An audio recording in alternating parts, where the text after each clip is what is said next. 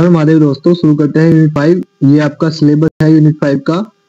सबसे first topic है हमारा इसमें स्ट्रीम्स इन C++। आप जो सबसे पहले कोड में लिखते हो ना include.io स्ट्रीम, वही है ये। इन C++, streams are object used to perform input-output operations. They act as an interface between the program and external devices like the keyboard, files, or console. Stream handle data flow, allowing data to be read from input devices like Cin for keyboard input and return to output devices like Cout for console output. The C++ standard library provide various streams classes such as ifstreams for file input, ofstream for file output, and fstream for both input and output. Streams abstract the complexity of input-output operation, making them simpler and efficient to use.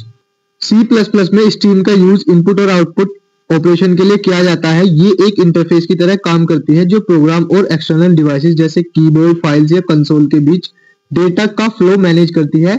Stream के through हम data को input output devices से read जैसे कि Cin keyboard के लिए और output devices पर राइट जैसे Cout कंसोल के लिए कर सकते हैं। C++ स्टैंडर्ड लाइब्रेरीज में अलग अलग स्ट्रीम क्लासेस होती हैं जैसे ifstream फाइल इनपुट के लिए, ofstream फाइल आउटपुट के लिए, fstream दोनों इनपुट और आउटपुट के लिए।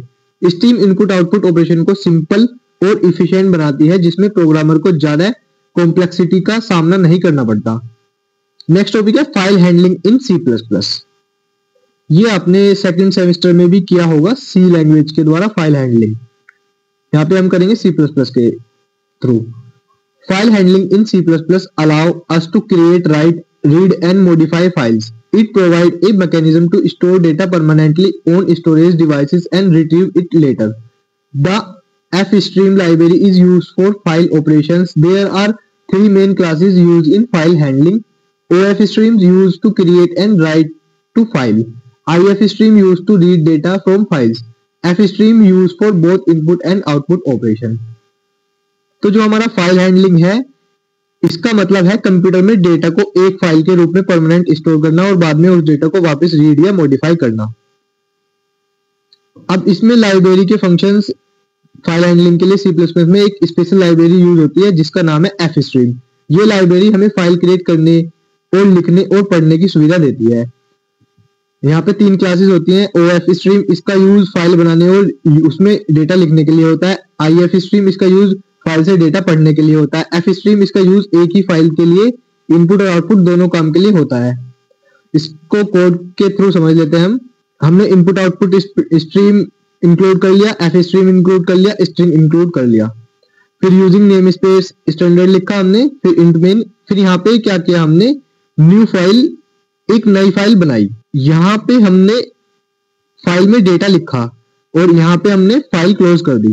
यहाँ पर हमने फाइल का डेटा रखने के लिए वेरिएबल क्रिएट किया। यहाँ पे फाइल को ओपन किया, फिर लाइन बाय लाइन फाइल पढ़ी और कंसोल पर फाइल का कंटेंट प्रिंट कर दिया। फिर क्या किया हमने, फाइल क्लोज कर दी। That's it. ये था आपका प्रोग्राम एक फाइल हैंडलिंग का। अब ये क्या करेगा कि फाइल नेम .txt बनेगी और इसमें टेक्स्ट लिखा होगा hello this is my first file. तो फाइल हैंडलिंग से डेटा को परमानेंट स्टोर करना और उसका रीयूज करना पॉसिबल होता है। ये कॉन्सेप्ट रियल लाइफ प्रोजेक्ट के लिए काफी यूजफुल है, जैसे स्टूडेंट रिकॉर्ड्स या लॉग्स को सेव करना। नेक्स्ट टॉपिक है name space in C++। A namespace is a features that help group related identifiers like function, variable and classes under a unique name to avoid conflicts. It is especially used in large projects or when using multiple libraries where the same identifier name might exist. By using namespace, you can specify which version of an identifier you want to access, preventing naming collisions and improving code organization. तो C++ में namespace एक features है जो related identifier जैसे function, variable और classes को एक unique नाम के अंदर ग्रुप करने के लिए यूज होता है ताकि नेमिंग कॉन्फ्लिक्ट न हो। ये फीचर्स तब काफी हेल्पफुल होता है जब बड़े प्रोजेक्ट या मल्टीपल लाइब्रेरीज का यूज किया जाता है जहां सेम नेम के आइडेंटिफायर हो सकते हैं। नेम स्पेस का यूज करके आप क्लियरली स्पेसिफाई कर सकते हैं कि कौन सा आइडेंटिफायर आपको एक्सेस करना है जो कोड को ऑर्गेनाइज और एरर फ्री बनाता है। What is exceptional file handling. Exceptional file handling in C++ is a mechanism to handle runtime errors gracefully, ensuring the program does not crash unexpectedly. It separates error handling code from the main logic, making the program more robust and easier to maintain. It's use three main keywords. Exceptional handling C++ में एक mechanism है जो run time error को gracefully handle करता है, जिससे programme बिना crash के लिए चल सकता है। इसमें एरर हैंडलिंग कोड को मेन लॉजिक से अलग रखा जाता है, जो प्रोग्राम को रोबस्ट और मेंटेन करने में आसान बनाता है। एक्सेप्शनल हैंडलिंग में तीन मेन कीवर्ड्स होते हैं। सबसे फर्स्ट होता है try. Define a block of code to test for exception. Try एक ब्लॉक ऑफ कोड डिफाइन करता है जिसमें एक्सेप्शन को टेस्ट किया जाता है। Throw, use to signal that an exception has occurred. Throw जब एक्सेप्शन होता है तो उसे सिग्नल करने के लिए यूज होता है।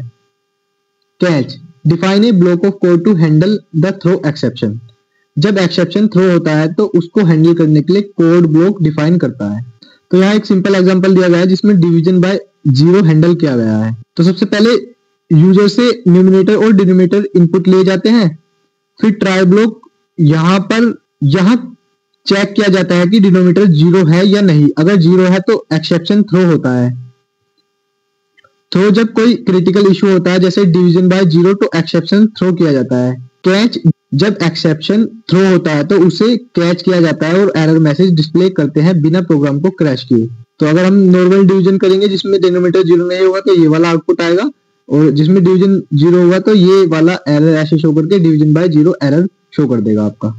Last topic, generic class in C++ are class that allow the definition of data types as parameter, making them flexible and reusable.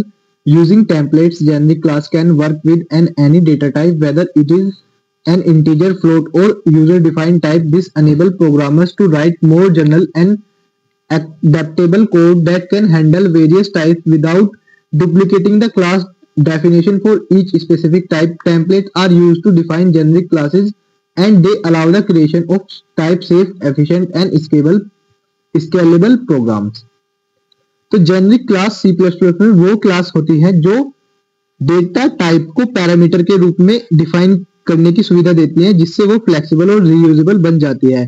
Template का यूज करके जेनरिक क्लास किसी भी डेटा टाइप के साथ काम कर सकती है, चाहे वो इंटीजर हो, फ्लोट हो या यूजर डिफाइंड टाइप। इससे प्रोग्रामर को जनरल और एक्सेप्टेबल कोड लिखने की सुविधा मिलती है जो अलग अलग टाइप्स को हैंडल कर सके बिना एक स्पेसिफिक टाइप के लिए अलग क्लास डिफाइन किए। टेम्पलेट का यूज करके जेनरिक क्लास बनाई जाती है जो टाइप सेफ, एफिशिएंट और स्केलेबल प्रोग्राम बनाने में मदद करती है। तो यहाँ पे आपकी यूनिट 5 खत्म होती है। अब आपका ये जो सब्जेक्ट है ये पूरा हो गया है। अब आपसे मिलते हैं नए सब्जेक्ट के साथ।